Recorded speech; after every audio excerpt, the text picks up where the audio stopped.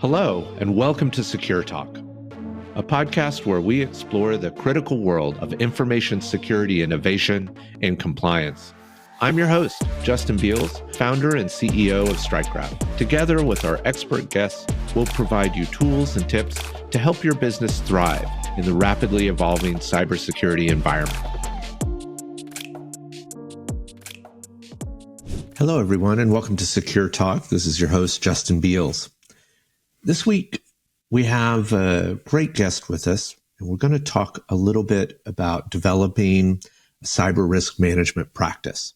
Before we dive into it, I was really stunned in some ways in working in security as I have with a critical correlation that happened for me in the past with the work that is done around product, especially technology product. I spent much of my career building all varieties of technology product, usually taking many years of both development and maintenance, building technology teams to build that product, and designing the core value that would be in the product. One critical factor in all of those particular projects to deliver technical work had to do with the scope of the product we were building. As a matter of fact, as I built some product that failed miserably in business and some product that was quite successful in business, what I realized deeply is that the scope, the vision, the way that we think about what matters when we build product was the foundational step in building the best product possible, the most successful product possible. When I began looking at security and security practices, both within my technology teams and for my products, what I realized was that the scope of the security that we practice is critical to its success as well. And that the variation in security practice could be wild, even for companies that look very similar or organizations that store similar data. But the way they use it, the way they work with it, the relationship they want with their customers, and the relationship they want with their community changes dramatically the type of security that they might implement. And in our quest at StrikeGraph to build the best possible security posture management tools, what we realized was that flexibility is really important. And when you get an issue of flexibility, you need to find the right scope to that security posture to be able to execute it effectively, to be able to monitor it efficiently, and to be able to validate it over time. And that's why I really enjoyed talking with our guest this week. Bob Chaput is the author of Enterprise Cyber Risk Management as a Value Creator. It is a great way of considering how we build important cyber risk management tools, what our security is, and how we communicate that across our organization. He is the founder, former CEO, and executive chair of Clearwater Security, an award-winning provider of managed security services, cyber risk management, and compliance solutions. Bob has worked with board members and C-suite executives at dozens of organizations, including Fortune 100 organizations, federal and state government agencies. So Bob dedicates his time today to educating industry leaders about the importance of cyber risk management and the changing regulatory environment through articles, presentations, teaching, YouTube channel, and webinars. In addition to his two books, he was a contributing author to two books, Walter Kluwer's Health Law and Compliance Update, and the American Society for Healthcare Risk Management's Healthcare Risk Management Fundamentals. His insights regarding cyber risk management have also been published in dozens of periodicals, including Modern Healthcare, CISO Magazine, the Healthcare Compliance Association's Compliance Today, Health IT Security, Healthcare Info Security, and the Wall Street Journal Pro Cybersecurity. Bob has been recognized as a 2024 Cybercrime Magazine Cybersecurity Pundit Industry Expert. Obviously, a deep resume and experience in developing robust, critical, and effective cybersecurity practices. Please join me in welcoming Bob Chaput to the podcast today. Hi, everybody, and welcome back to StrikeGraph. We're very excited to have you join us today, and we have a great guest. Bob Chaput is joining us today. He is a deeply experienced CISO and security leader for a number of organizations. especially in the healthcare space. And we're going to be talking with him and his book, Cyber Risk Management as a Value Creator. Bob, thanks for joining us today on Secure Talk. Thanks very much, Justin. Really appreciate the opportunity. Excellent.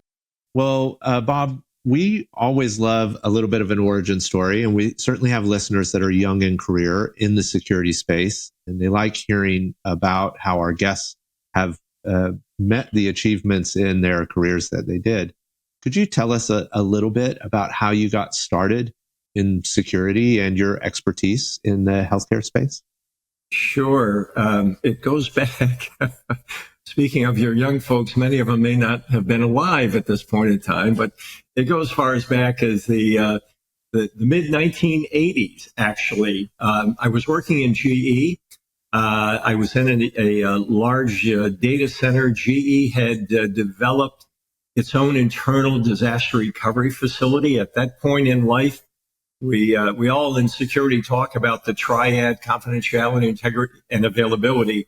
The big issue of the day was availability. We were worrying about chemical spills and airplanes crashing into data centers and things like that. After GE built its own disaster recovery facility, they decided to try to leverage that opportunity and commercialize it. So it was at that point in time when I learned confidentiality, integrity, and availability. From there, I've had a number of roles over the course of my career in information technology, obviously, but privacy, security, and compliance as well. As an example, in addition to GE, when I went to work for Johnson & Johnson in the mid 1990s, there was not an information security program. So I established the program and hired the first CISO at that point in time. Fast forwarding a little bit, probably in the mid 2000s, I worked for a large healthcare company in Nashville and established what no one was calling at the time an enterprise cyber risk management program. This was $1 billion healthcare company. I've spent a lot of time in healthcare. So I've had great opportunities over the course of my career in operations as an executive. I've been an entrepreneur a number of times, most recently an author, and consider myself in the fourth quarter of my career. I'm not quite wearing the tweed jacket with the patches on the elbows, but I am doing some work in teaching today as well, working with the University of Texas at Austin, developing a healthcare enterprise cyber risk management program. So I've had a lot of great opportunities, and at this point in time, focusing on giving something back. Wow, that's excellent, Bob. It's got to feel good in that fourth quarter. Kind of bringing that expertise back, and certainly you're scaling, I think, a deep set of experiences in the book. I really enjoyed reading it. I'm grateful that you produced it. The title right off the bat was something that appealed to me, which is the concept of enterprise risk management as a value creator. Now, this would have been the 90s. I worked for British Telecom. It was one of my first computer science gigs. And I did have a security role, and they were like, hey, if we didn't get hacked this year, Justin, then we're going to probably get less budget. And if we did, then we're going to get more budget. And I just always thought that wasn't great value creation. Maybe you could tell us a little bit about your inspiration here, and especially adding that value creation concept to the book. Yes, I have to say, it also is something that goes back to the mid 1980s. At that point in time, I didn't know I was at the beginning of what today I'll call as a parallel track. The famous Michael Porter at Harvard wrote a paper, turned out to be a pretty seminal paper, whose title was along the lines of using information for competitive advantage. And, at that point, IT, we didn't even call it IT, we called it EDP, electronic data processing, was relegated to doing payroll and accounts payable, accounts receivable, and all these batch processing jobs that were done in the basement, sort of in the dimly lit rooms. all of a sudden Porter comes up with this idea. Wait a minute, we might be able to leverage all this information we have to create competitive advantage. I feel we're on a very parallel track in the area of information security or cybersecurity at this point. We are always, of course, primarily focused on playing defense. And similar to what Porter did when he said, well, let's start thinking about investing more and investing in ways that's going to create business value and potentially competitive advantage. I think organizations need to think along those same lines today. It's a little bit heretical, especially given the fact that so many organizations are on the losing end of the ongoing battle with the various threat sources that are out there. Whether they are the very ever popular adversarial attacker to what we're experiencing right now, as you and I are recording this, the aftermath of horrific environmental threats and disruption that are going on. And so I stood back and I thought, well, if that series of events could create an evolution broadly in information technology, the same thing has to happen in the world of information security or cybersecurity. So let's not only play defense, and don't get me wrong, that's table stakes, but let's also begin to think about how we can find areas in which we are doing terrific work, we're excelling, and we can therefore make investments to further those initiatives to create more business value. In other words, there are strengths in our security programs that we can leverage to create business value. Well, I agree completely. And what I love about the idea that security can be a value creator is that, you're building a stronger business. If you're focused on security, you have resilience. You're going to be around through the ups and downs of economy or natural disaster, or, an aggressor, a threat, attempting to cause an issue. One of the ways that we see a lot of companies going from a value creation perspective is generating trust in B2B relationships. And the biggest levers lately are some of these standards and compliance outcomes that they're going for. How do you think about that change, like broadly in the security marketplace? Are you glad that we're a little more standards driven in our work? Well, the mosaic of regulations that are out there today is a little bit crazy making. You talked about some experience you've had at British Telecom at a certain point in time. The global environment. And our approach here in the U.S. when it comes to security and privacy as well has been very sectoral. There's a set of initiatives and regulations in the healthcare sector. There are regulations in financial services. There are regulations in utilities and banking, transportation, et cetera. Whereas a more global approach is more uniform and independent or agnostic of the industry sector. So first and foremost, I wish we would do a lot more to deconflict and rationalize and reconcile the regulations that we have, which are now coming at us at a federal level, at a state level, at even a local level in many cases. So the regulatory environment is a little bit crazy making. I appreciate the efforts and the intent, but I think what we're missing in the regulations largely when it comes to privacy and security is accountability.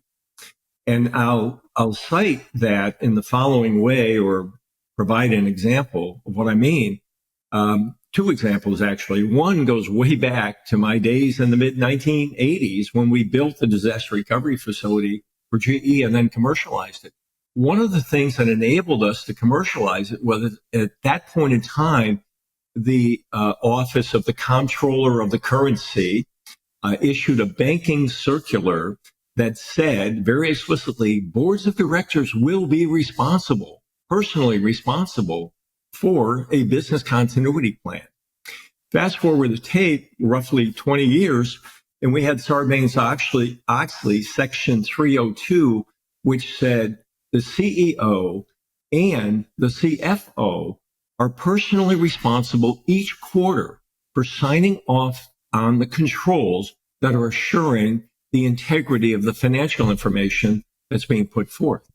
Those regulations had some teeth because it caused the executive team and the board members to come to the table and get serious about this subject.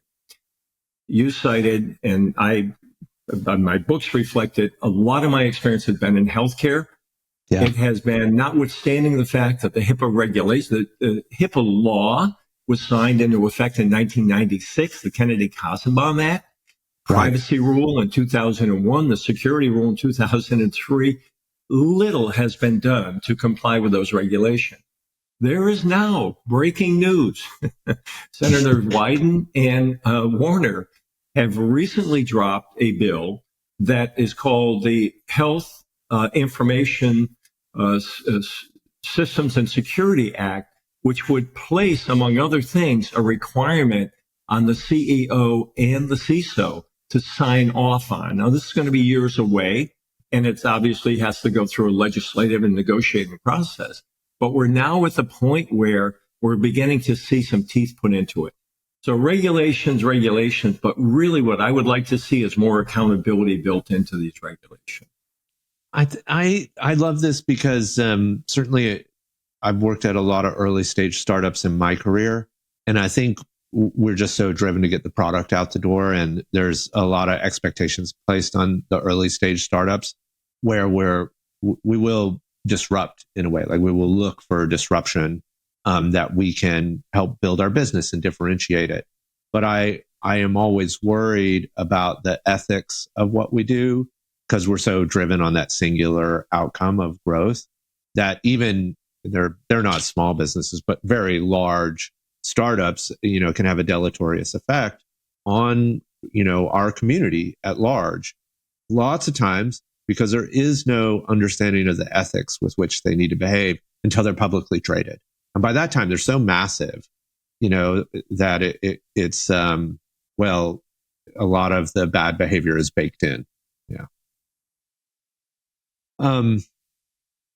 So, Bob, one question I had for you is, in my work in tech, we throw around the word enterprise a lot. I actually use it in a lot of different situations. I can be talking about the scale of a business. I can talk about the grade of technology that we are building.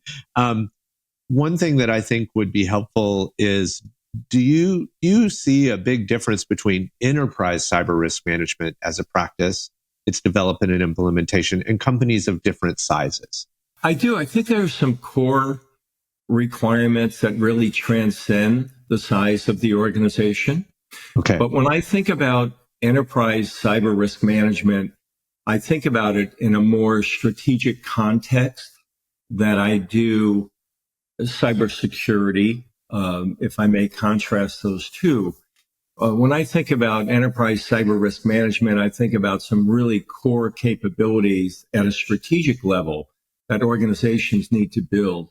And I believe that because we are still losing the battle overall, because organizations have not started to treat enterprise cyber risk management as a transformational program.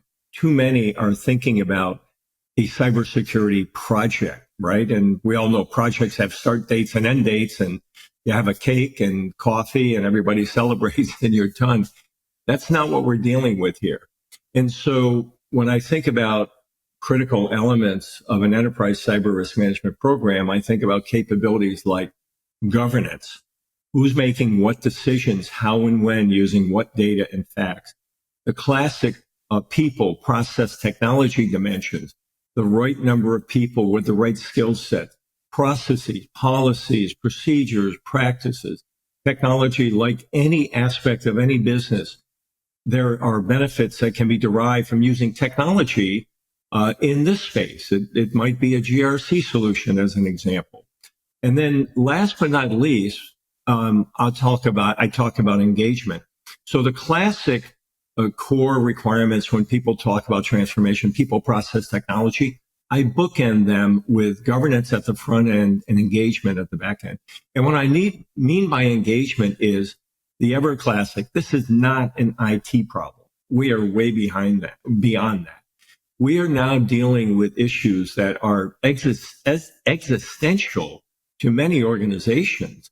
And the engagement part of it is, who owns the information assets in a business? Whether it's a large business, to your point of your question, or a small business, and who's responsible for the risks associated with those information assets? And by my way of thinking, by my training, my experience, what we do is we place that responsibility in the hands of the functional leaders, in the hands of the process owners, in the hands of the business leaders, not the IT organization. I love where you're going with this. You know, it's interesting, my work around security and rolling out a security program. There's a couple of things that I tell folks. One is that think about security in the broadest possible definition of the word. It's not just like database encryption, but it's operational excellence. And I think you're highlighting that when we do an operational excellence thing, it's a horizontal practice in the business and everyone has a part to play. But we don't engage them very often. Like too often it was the CISO being in charge and driving down. Right. Yeah. Well, I think when it's left in that, and again, no disrespect to Sure. hardworking, conscientious, well-intentioned CIOs and CISOs and chief risk officers, compliance officers come to work every day to do their best. But what they're lacking today is a fair amount of engagement by the executive team and the board, and therefore the associated air cover. The consequence or the upshot of which is this subject matter is treated as technical, tactical, and goodness knows there's a lot of spot welding and firefighting going on, as opposed to it being strategic and business oriented and much more architectural than it turns out to be today. Yeah. I completely agree that this needs to be strategic work. Like we have a strategy around our finances and where we're going and what resources we have there and what we're going to use it for from an outcome perspective. In your book, which I quite loved, one of the ideas is that, you want organizations to complete a risk and opportunity assessment that I think that can help define the strategic approach. Can you talk to us a little bit about how you execute or think about that activity? Absolutely. It all starts with, how am I going to make informed, intelligent decisions about expenditures in the security area until or unless I understand what my unique exposures are? And too often, and this is where is the contrast between a cybersecurity project and an enterprise cyber risk management program, too often those decisions are made on the basis of today's threat du jour, today's vulnerability du jour, today's most popular control checklist, as compared to what are the issues that are unique to me. So this whole idea of a risk and opportunity assessment, let me focus on risk for a moment, managing the downside. The whole idea is to go through a systematic process where you really flesh out and understand what are the exposures that you have. One of the issues, you talked a moment ago about having a financial plan and strategy. It's interesting, if I may do a little bit of a sidebar. Yeah. Most members of the board, even though they're not former CFOs or former auditors, they understand some fundamental concepts about a profit and loss statement, about a balance sheet, about a cash flow statement, and things like that. In our world today, it's a mess in terms of basic terms like an asset, a threat, a vulnerability, and what constitutes risk. And if you pick up many trade journals today, you'll almost see the words, you do see the words threat and vulnerability and risk used interchangeably, and they're not the same thing. Risk analysis forces people to get on the same sheet of paper. And it's the process at a very high level by which you understand your information assets. What are all of those systems and data and devices that are supporting your business processes. Once you inventory all those assets, you then systematically go through and understand what are all the reasonably anticipated threats, all the reasonably anticipated vulnerabilities to those information assets. Once you do that, you then take into account what security measures or controls you do or don't have in place. Then you net that out and say, all right, given the above, let me give you a simple, very, very simple-minded example. I have a laptop. The threat is it may be stolen. The vulnerability is I may not have encryption on it. That's an asset, a threat, a vulnerability, that's a risk. Given the above, what's the likelihood of that bad thing happening, a burglar stealing the laptop and accessing that information? You assess that likelihood in consideration of what you may or may not have as controls on that laptop. You may or may not have encryption, you may or may not have strong passwords, etc. Once you go through that process and do it systematically across all the information assets and all the underlying components, you will end up with a so-called risk register. And if you do it properly and assess the likelihood and the impact of each one of those risks, you'll have a naturally ordered, rank-ordered, so-called risk register. That risk register is what puts you in a position to make informed decisions about those risks. And classically and forever and ever, we have four choices. We can accept the risk. We can then treat it by avoiding it, mitigating it, or transferring it. There's a whole analogous process that can be undertaken when it comes to opportunities. In fact, when I go through my risk assessment, for those risks that end up being scored with low values, those in turn may represent opportunities for me to leverage. They may represent strengths in my program that I can begin waving a flag and a banner about to say how progressive and proactive I am about enterprise cyber risk management. So it's hard to do justice that which is well documented in NIST and ISO and numerous other places in 100-page documents. But in a nutshell, it's all about what are your risks, what's your risk appetite, putting you in a position to make those four choices: accept, avoid, mitigate, or transfer.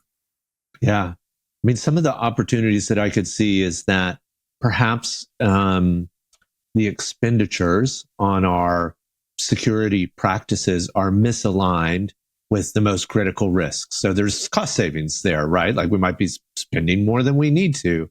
The other side is from a marketing and sales perspective, can I use these activities to create confidence? Is that true? Absolutely. Earlier on, you referenced customer trust.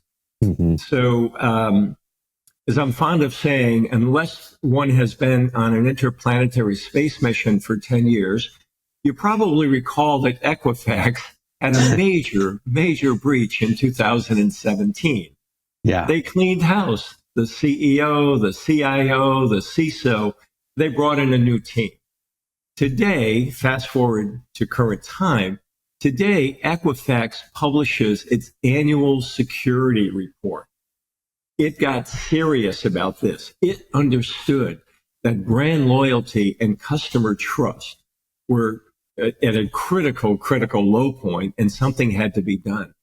There's an example where an investment in a strong, proactive cybersecurity program not only is going to help with sales and marketing, but it's going to be fundamentally core to getting them out of the hole they were in, including, by the way, their credit rating was lowered as a result of that event. Mm-hmm. Today, the credit rating has been increased to where it was, and now their cost of capital is back to a more normal cost of capital for a business like theirs. Yeah. You know, just in a purely competitive way, I think about customer retention, you know, so when, you know, they lost customers likely due to losing trust in that moment, you know, have gained them back over time. But as well, when your competitor has a major issue and you're on the front foot on security and marketing that and making that a part of your brand, you are a haven for those customers that might be looking for an alternative. While Speaking of the competitive landscape, I'm not involved in day-to-day operations in the company I founded in 2009, Clearwater. But Clearwater today works with large hospitals and health systems in one category. They work with so-called physician practice management organizations, a lot of consolidation and roll-up that's going on. And they work with health information technology companies. Those HIT companies are calling on the large hospitals and health systems with what might be brilliant products and solutions, but they're oftentimes stopped at the door because of their inability to put forth and demonstrate that they have a strong, progressive, proactive enterprise cyber risk management program. Clearwater's been working with lots of organizations to help them bolster those programs and put them in a place where they can use it as part of sales and marketing. And that's all about generating revenue, improving customer trust, driving the growth of your business. That's business value. Yeah. I always think it's wonderful. It doesn't happen often enough where good practices, effective operations, a concentration on the ethics of what we do lead to more money.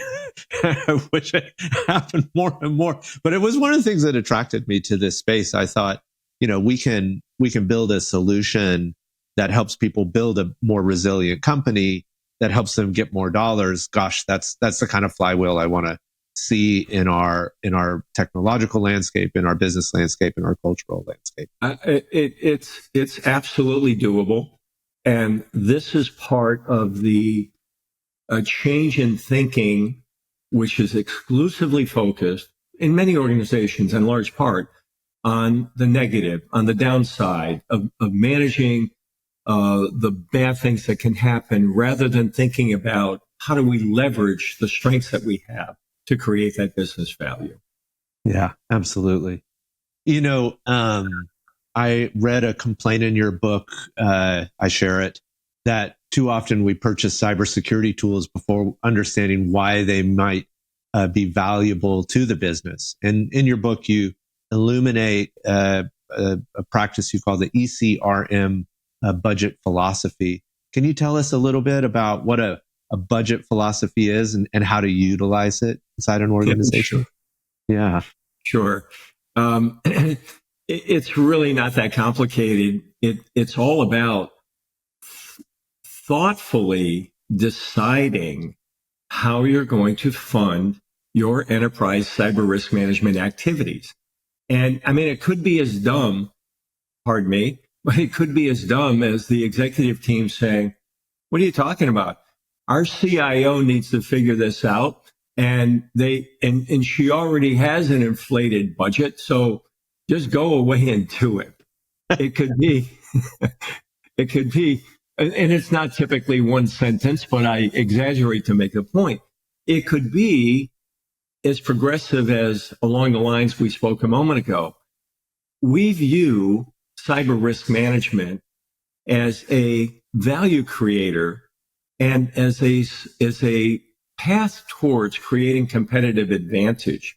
And as we take on our thinking and our approach to funding enterprise cyber risk management, we're not only going to think about managing the downside, we're going to be thinking about areas that we can leverage to put us in a better position to increase customer trust and brand loyalty, to drive revenue growth, to make us stronger when it comes to M&A activity, to help us be in a strong position from a compliance point of view, et cetera, et cetera.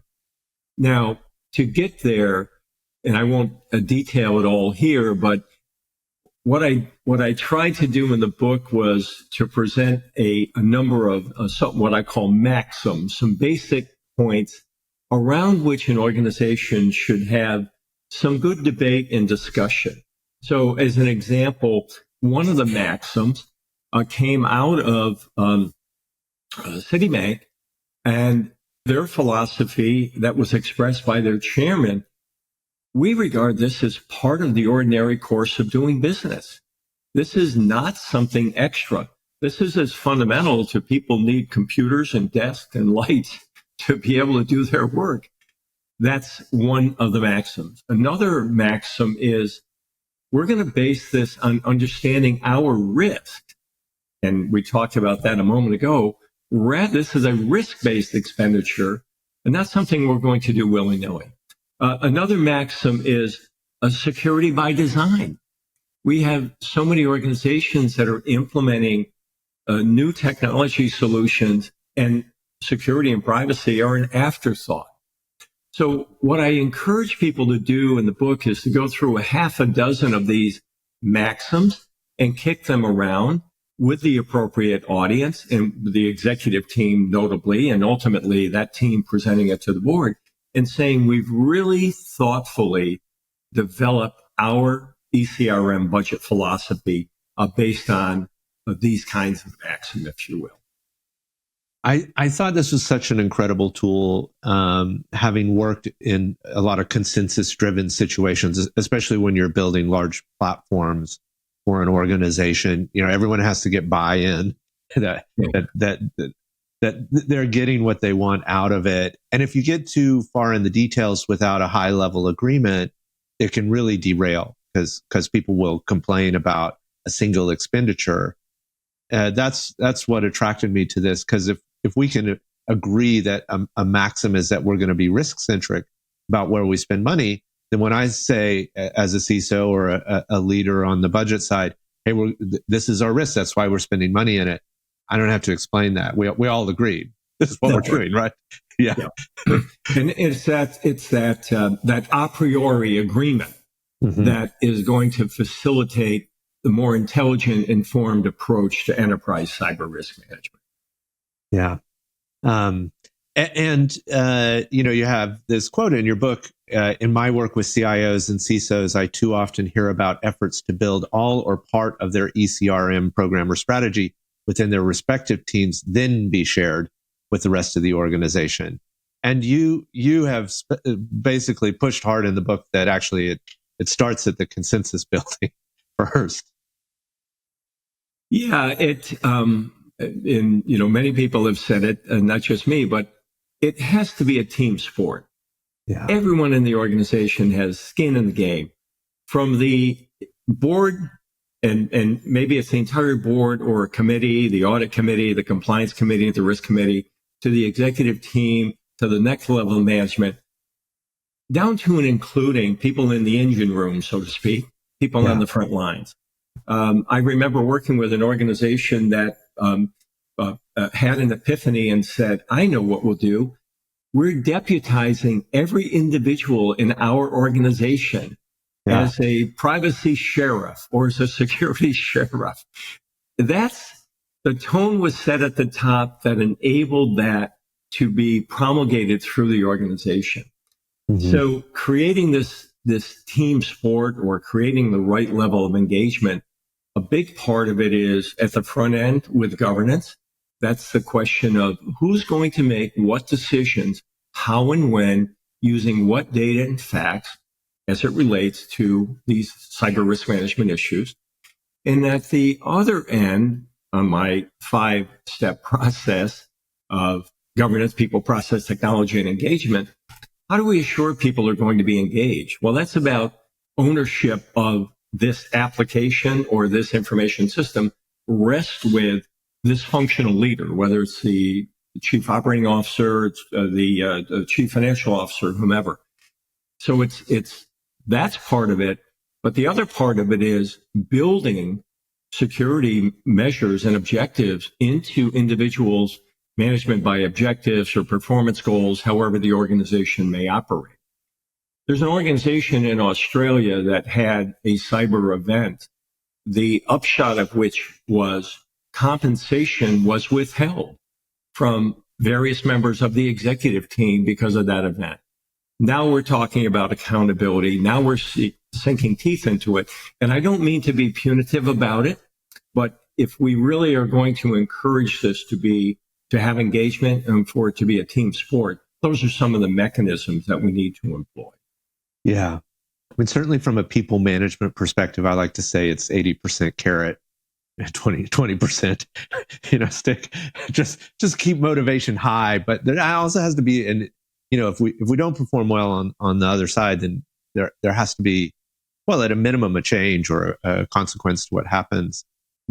I love this concept of ownership. I've seen even inside of our company, we do this annual security training, and 30 minutes later, I've forgotten, half of what was covered. But I'll tell you what I always am aware of are the controls that I have a personal responsibility for. And we've tried to engage teammates with literal control ownership. Like, this is your control. You're expected to operate it. This is the definition of it. If it needs to be changed, you need to let us know. But guess what? You're a security expert too. Yeah. I had an interesting experience along those lines. I assumed the role of a CIO in a large healthcare company that I mentioned, and it was the annual budget cycle. And I faced a group of internal customers who complained that we did things too slowly. They were not good quality. There were issues left and right. And it cost too much money, right? Yes. The old cost, quality, and schedule. So when it came to budget time, I said, I'll tell you what, this is going to be a zero-based budget until or unless you as business leaders stand up and say, I own the electronic health record system. I own the patient accounting system. I own the pharmacy system. These are not applications or systems that are owned by IT. And when you stand up and take ownership of that entire portfolio of applications that we supported, then the next question became, who owns the risk related to those? So it was an evolution, and the ownership is such a key component of the level of engagement that we need to make this the team sport we talked about. Yeah. And when it's a team sport, we communicate with each other about what our shared expectations are about what we're going to achieve. And it's just such a stronger security posture because now we are a part of it. We consider ourselves a part of it. Yeah, it's not happening outside of us. Absolutely. There was in your book, you talk about three major components of the ECRM program and strategy. And I'm wondering if you can help us identify these three and their use. The framework, the process, and the maturity model. Sure. Yeah, I regard these as really foundational, as building blocks to a good program.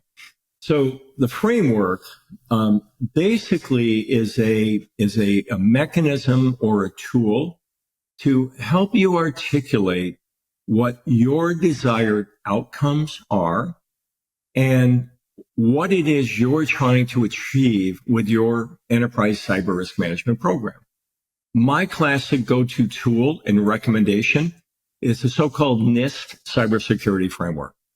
In fact, the NIST cybersecurity framework includes a section on implementation that is all about starting with business goals and objectives and how those translate into what you're hoping to achieve with your security program.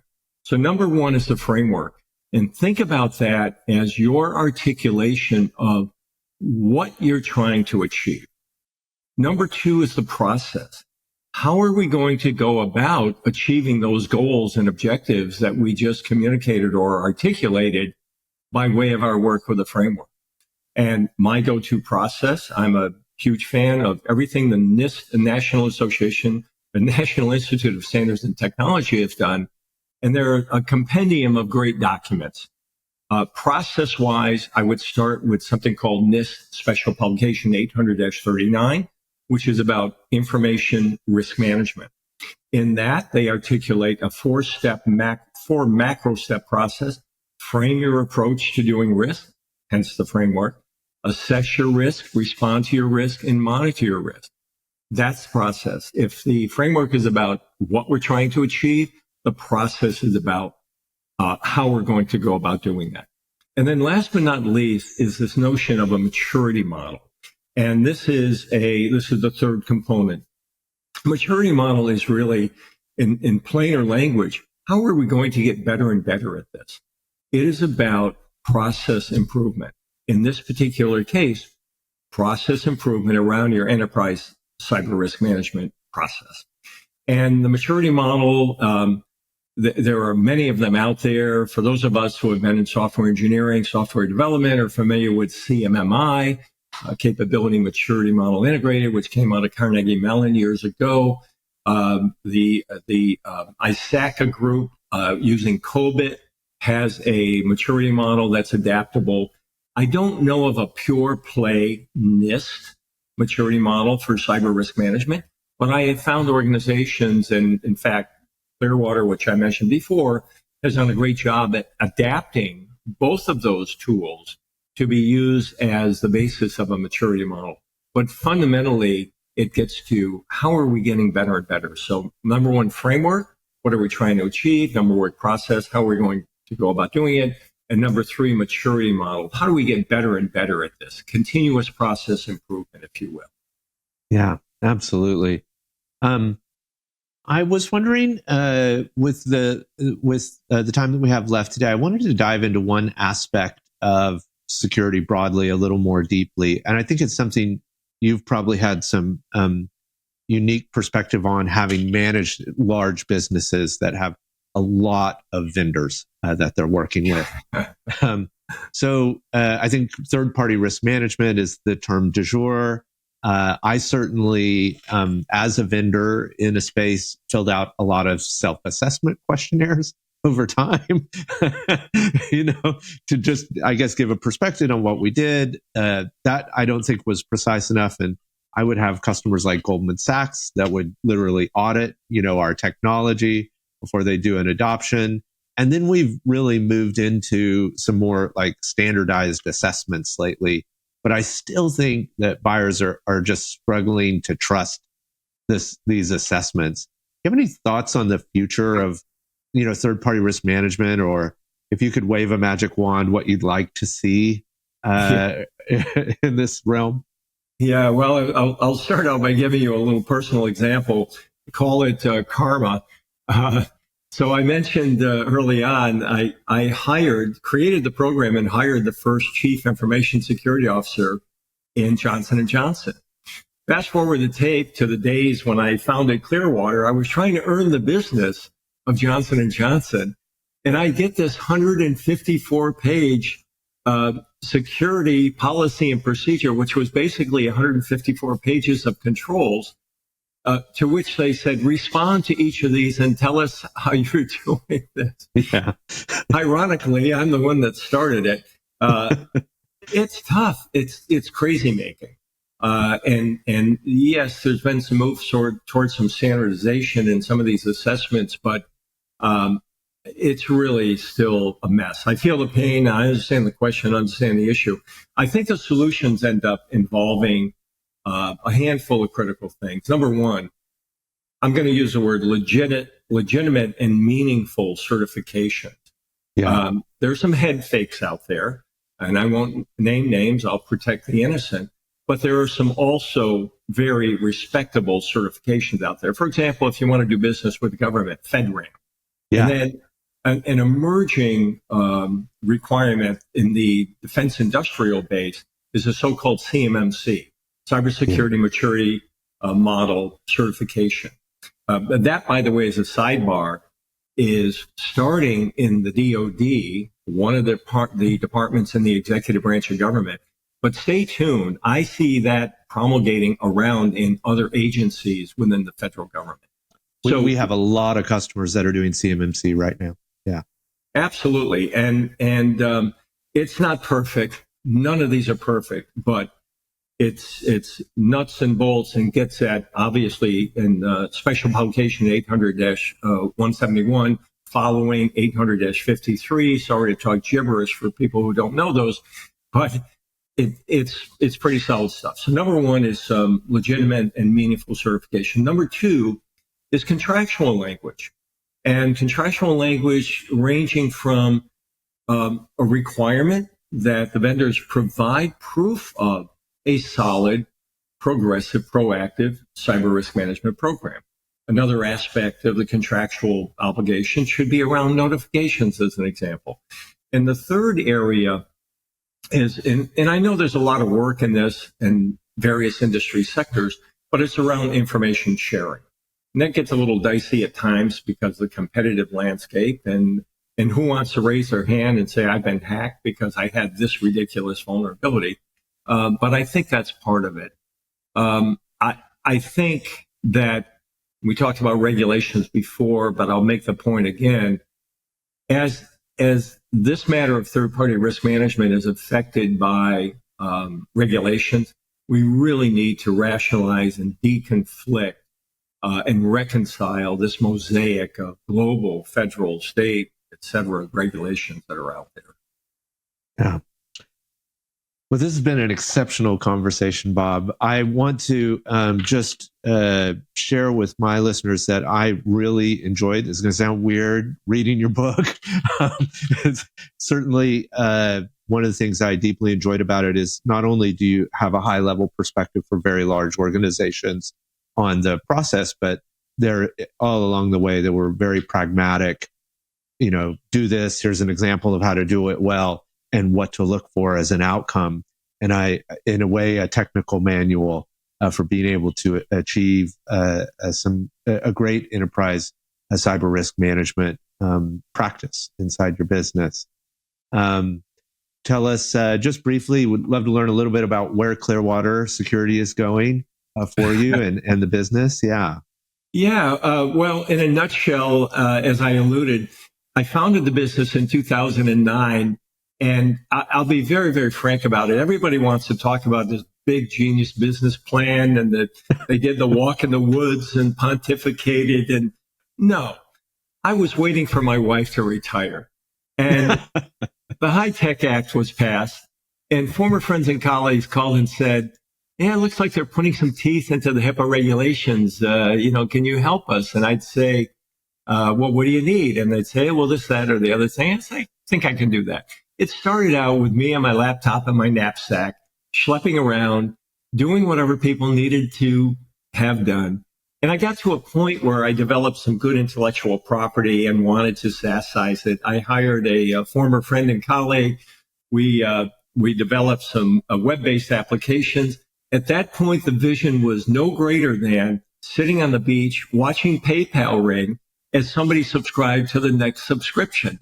Yeah. Well, I'll fast forward from 2009, 10, and 11 to 2017. There was no beach time. That vision did not work out at all. At the time I read the book, The 4-Hour Work Week, for me, it turned out to be a 104-hour work week. I got to the point in 2017 where, having bootstrapped and self-funded the company, I thought, we have something here. At that point in time, we had 70 people in the organization. We found a financial partner, a private equity firm, Alteris Capital Partners out of New York. They've been great. We've had nothing but a terrific relationship. I've moved out of operations and day-to-day activity into the role of executive chairman. It's been just a delightful run. We're now a 200-person strong organization. We're the largest pure play cybersecurity and compliance vendor or solution provider in the healthcare industry today. And we have over 600 active clients. It's terrific. And we're on now, as a result of some of the continued enforcement and regulatory change, we're not only working in the health space, but also within the defense industrial base. And we have a lot of good things going on in both areas. So the essence of your question, where is it going? We see nothing but great growth from this point forward. That's super exciting, Bob. Yeah. Well, I highly recommend to all our listeners to check out Bob's book, and really appreciate you spending the time and sharing your expertise with us today, Bob. My pleasure, Justin. Thanks very much.